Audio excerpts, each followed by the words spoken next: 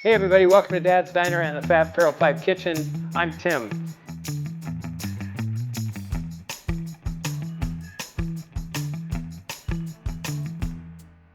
You can see that I'm dressed in my golf gear today. The reason for that is the Open Championship in Royal Birkdale, England is being held this coming weekend. If you've watched my channel, I did a Masters pimento cheese video. The pimento cheese sandwich is very indicative to the Masters tournament at Augusta. And I thought, well, the Open Championship is my second favorite tournament of the year. And so I wanted to do a dish that was related to that tournament being held in England. And so I thought fish and chips. How can you get more England than fish and chips? I'm starting to make a tartar sauce here. I've got some red onion that I've just diced down. I'm going to continue to dice up some pickle and just make a very simple tartar sauce. And then I'll start working on the fish for the fish and chips. So just a little bit about Royal Birkdale. In England. It's been the home of the Open Championship 10 different times across the years. Different than the Masters, the Open Championship moves locations around Great Britain. So you could have Scotland or various parts of England that host the Open Championship. And so this year it's in Royal Birkdale. Last year it was in Royal Portrush. You may recall, if you're a golf fan, that Scotty Scheffler won that, so he'll be defending his title this year. But the Royal Birkdale Golf Course is about 45 minutes by car north of Liverpool. And if you're a music fan like I am, you know why Liverpool is important. And I'm a little jealous of all those golfers that get to go there, although they're probably not thinking about taking a trip down to Liverpool. But I certainly would if I was there. And see the birthplace of the Beatles. But now this golf course has hosted the Open Championship 10 different times across the years, dating back to the 1950s. It's had champions like Tom Watson and Lee Trevino. I believe Jordan Spieth won his Open Championship there. Padraig Harrington. I mean, there's many more that I'm forgetting about. But the most important one to me is 1961's champion at Birkdale, Arnold Palmer. And that's why I'm paying homage to him today. I've got the Arnold Palmer logo with the umbrella on my hat. He's my spirit golfer, to be honest with you. Just something about Arnie, not only the way that he played golf, but the way that he lived life and respected the game, that treated him well. And in return, he treated the game well. Arnold also reminds me of my grandpa Archie, who passed away before I had a chance to golf with him. But every time I think about Arnie, I think about my grandpa. And when I think about my grandpa and golf, and my grandpa loved to golf, I think about Arnie. So it's always a special time for me to remember my grandpa as well as remember all of the accomplishments that Arnold Palmer had. So I didn't do hard measurements on this today. If I had to guess, I would say it was about a half cup of mayonnaise, that half of a red onion diced, and about a quarter cup of pickle. And I'm just going to put a squeeze of lemon in there to give it that bite. You could also add a little bit of sugar to this if you wanted it to be a little sweet, but I prefer the more citrus forward or vinegar forward, which brings me to one more little add-in I'm going to put in, because this is very British. A little bit of malt vinegar in there as well. I'll be sprinkling that over the top of the fish once that gets done too. And I just want this tartar sauce to come together and have some time to let the flavors combine while I'm cooking the fish and the potatoes. So I'm going to give this a little taste. Again, it's a little what I'll call raw, just because it hasn't had a chance to really combine. Okay, I have the tartar sauce in the fridge, simmering or melding, letting the flavors meld. I've got my oven set to 200 because as I pull fried food out of the fryer, the fries, the fish, I want to have a place to keep them warm and crispy. And so I've got a rack on top of a pan that will help the air circulate and keep whatever I cook first crispy while the rest is cooking in batches. I have my oil heating up now to about 350. For my chips, I'll just be using frozen steak cut fries. This is easy, and you could cook these in the oven, or you could cook these right in the frying vessel that you're going to be frying the fish in. I'm also going to start building my batter. And so into a bowl here, 1 cup of all-purpose flour, 2 teaspoons of baking powder, 1 teaspoon of salt, and I'm going to use 2 teaspoons of the Fab Farrell 5 house blend,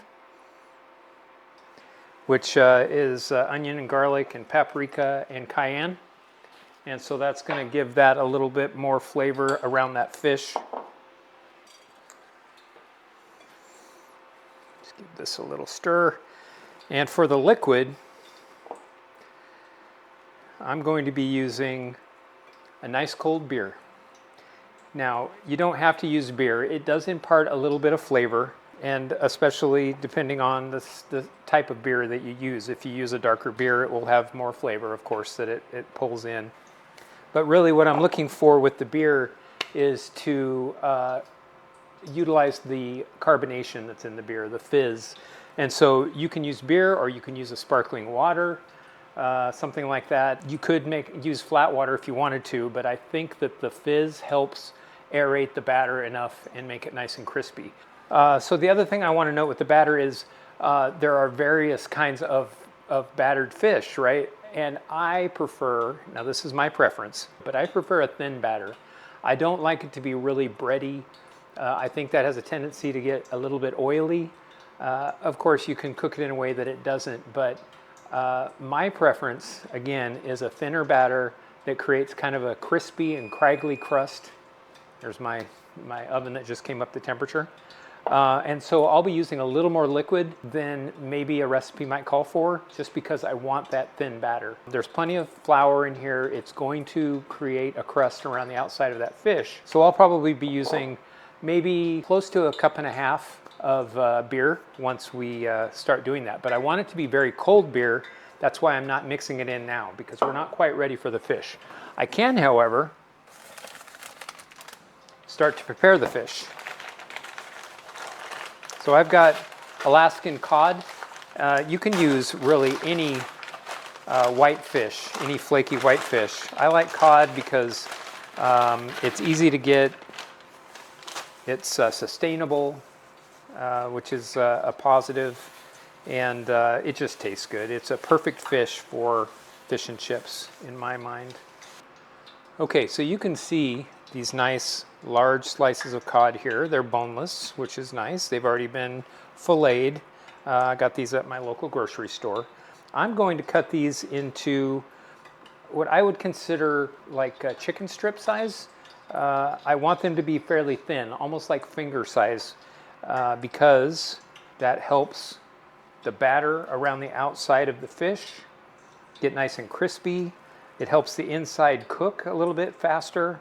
Not as concerned about the fish getting cooked on the inside. I'll just cook those pieces right there. So that's 6 pieces of fish, way more than I'll be able to eat tonight. But and who knows, I may eat all these tonight because I love fish and chips.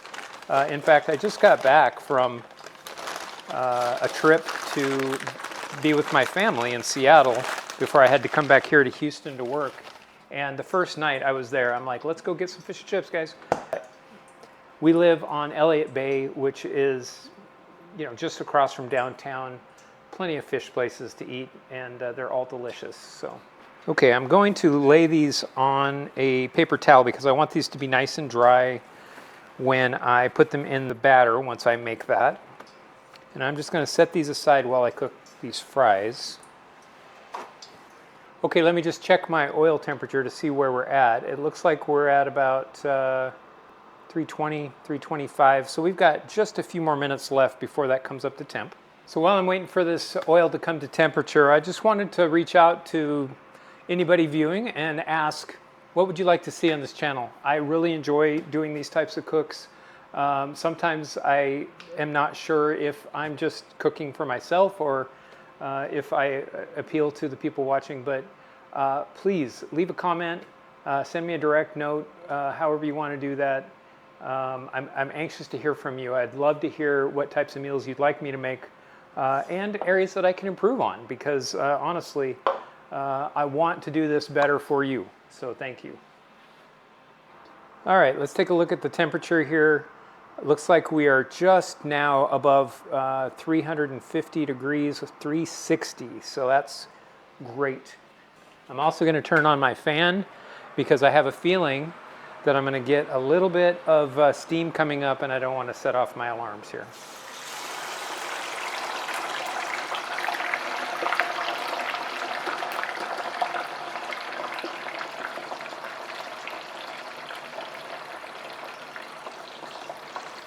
Fries are in.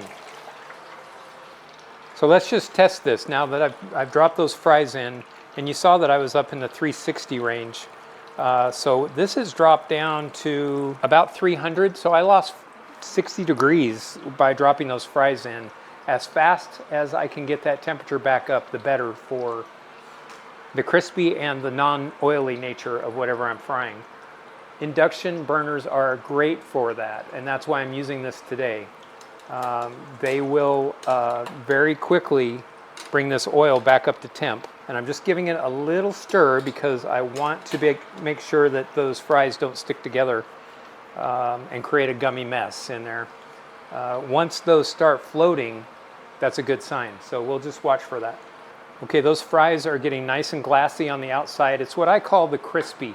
Glassy is really what I'm looking for. I'm going to be looking for the same thing on the fish when I fry it. It's probably not the right term, but it's what I use. It's not soft. You know, it's got that breakable outside. It'll be crunchy on the outside, but fluffy on the inside. Steak cut fries are perfect for that. Now these are starting to get nice and crispy. I'll pull one out here so you can see. It's a good example. You can see how it's kind of blistered on the outside. It tells me the oil is nice and hot. I want them to get a little bit more browned. They're going to be good right now. I could pull those out right now and stick them in the oven. They would be a little more blonde than I would like, but they're pretty close. I just want a little bit of edge brownness. I'm going to apply some flaky salt to the outside of those. They're going to be delicious with that fish. Not to mention that fries and tartar sauce are a perfect combination to me. I do love ketchup with my fries. And for other types of seafood, I like cocktail sauce. But for fish and chips, the fish and the fries, tartar sauce is the way to go. Okay, I think these are ready, so I'm just going to start draining these out. But I've got a rack on top of another pan.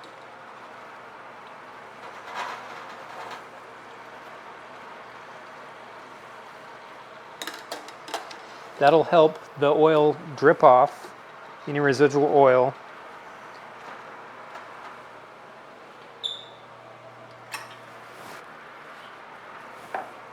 Get the salt on there. I want to separate these as much as I can because I do want that airflow to help keep these crispy, or even crisp up further if they need it. And having that airflow will accomplish that. Okay, we're going to let the oil come back up to temp. Again, we're looking at that 350 to 375 range. And after those fries were in there, we're sitting at about 325 again. So a couple more minutes and they'll be ready to go. So in the meantime, let's get this batter started. Now you can use any beer. Lighter beer is actually probably better because of the carbonation content. I have Shiner Premium is what I'm using today. Yep, that'll work. All right, I'm going to measure 1.5 cups.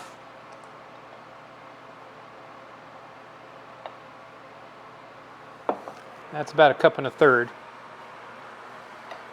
And just dump that right in there. You can see how all of that carbonation is working with us here. And I'm just going to combine this batter, and then I'll start dipping and frying. It's a beautiful thing. So you can see the color of that batter is a little bit pinkish. That's from the paprika in that house seasoning blend. I think that's going to add to the fried color in a good way, actually, once we start frying this. I just want to let it come together. I don't want to overstir this. I'm going to add just a little bit more. Again, I want to make sure that this isn't overly thick. I don't want it to be doughy. I want it to be nice and crispy. I think that's perfect. This reminds me, I'll link another video below if you don't mind. Not that you have a choice. But this reminds me of the batter that I used for the homemade chicken nuggets, so I'll link that below too. Except I didn't use beer for that. It was for my nephew. Got a little left in here. I could put it in there or just take care of it that way. I'm going to apply just a little bit of salt on top of the fish. This will help the flavor as well inside of that batter. And let's start rocking and rolling.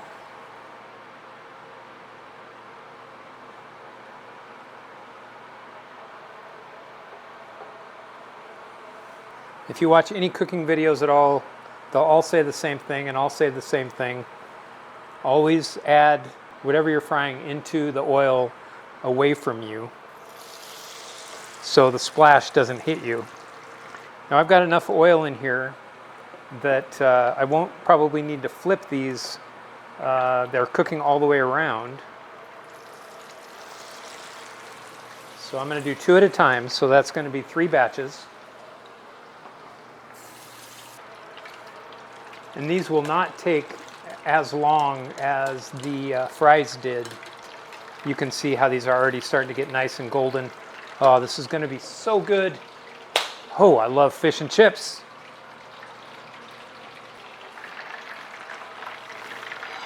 Okay, let's take a look at these. I think they're ready. Look at those beautiful golden brown fish fillets. Oh, that is just a thing of beauty. All right, here we go in with our next set.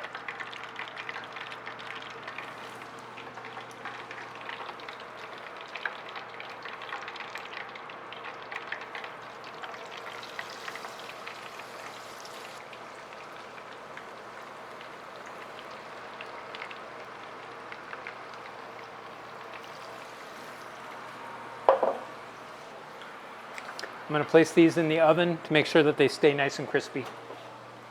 So while we wait for this fish to fry, now's a good opportunity for you to tell me, who's your favorite golfer? What's your favorite tournament? Who do you want to win this Open Championship? Well, if Arnie was still alive and playing, I would choose Arnie. But I want Scottie Scheffler to win. He's had a little bit of a tough year this year, but he's still my favorite. And I'm looking for him to come through at the Open Championship and get another major. Looking at this breading that is forming on this fish, I think I've accomplished my goal to make it a crispy and light breading as opposed to a heavy, doughy breading. I'm just really excited for this. It's going to be really good. You can just see that turning golden brown and delicious right before your eyes.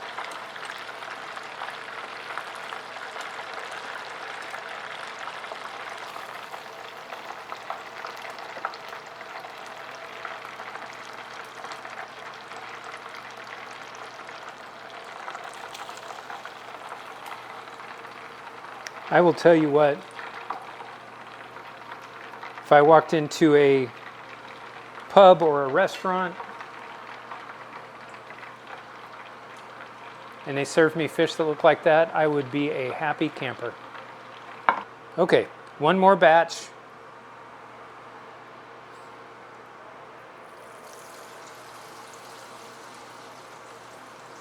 Plenty of this batter left over. I'll find something else to do with it. Maybe the rest of that fish in the fridge.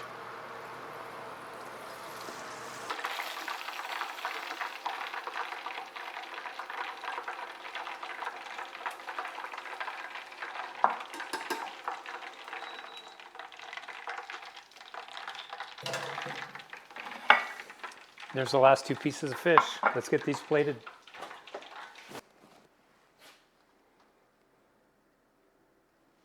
Call them chippies, call them fish and chips. Just call it delicious, because that's what these are. Perfect for the Open Championship this weekend. I'm going to top these with a little bit of malt vinegar right on top, because that's the way it was meant to be. Serve this with some lemon slices and a generous helping of that tartar sauce that we made. Let's dig in. Let's see how this, oh, look at how flaky that is.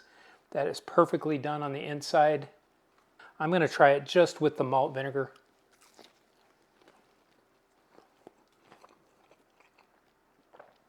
That batter is perfect. Got to try it with the tartar.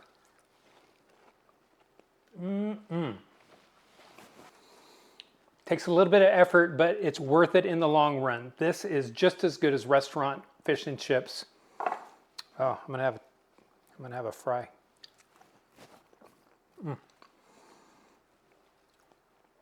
I don't know what's better, that tartar sauce that we made or this fish with malt vinegar on top. It's just all good. It's just all good. Hey, thanks for coming in today to Dad's Diner and the Fab Feral 5 Kitchen for this Open Championship episode, Fish and Chips. As always, there's room at the counter, so come on back anytime. Until next time, order up!